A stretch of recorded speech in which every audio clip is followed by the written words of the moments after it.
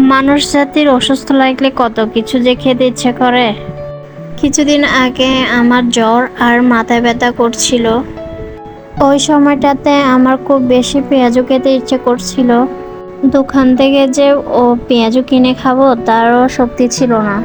এদিকে ওর বাবাও অফিসে চলে যায়, কে যাবে পেঁয়াজু আনতে আমার জন্য। তাই কষ্ট করে কিছু ডাল ভিজিয়ে দিয়েছিলাম। ডালগুলো দিয়ে পেঁয়াজু বানানোর চেষ্টা করছিলাম। ব্লেন্ডারে ডালগুলো ব্লেন্ড করে এরপর পেঁয়াজুর মশলাগুলো একে একে দিয়ে একটি কড়াইতে তেল দিয়ে পেঁয়াজগুলো একে একে দিচ্ছিলাম। একা হাতে বাচ্চা সামলানো, তার উপরে সংসার সামলানো, রান্না বাড়া, তার মধ্যে যদি অসুস্থ হয় তাহলে তো কথাই নেই। সিঙ্গেলই খুব বেশি প্যারা হয়ে যায়। যখন পেঁয়াজগুলো ভেজে নিচ্ছিলাম তখন মনে হয়েছিল অনেক পেঁয়াজু খাবো গরম গরম।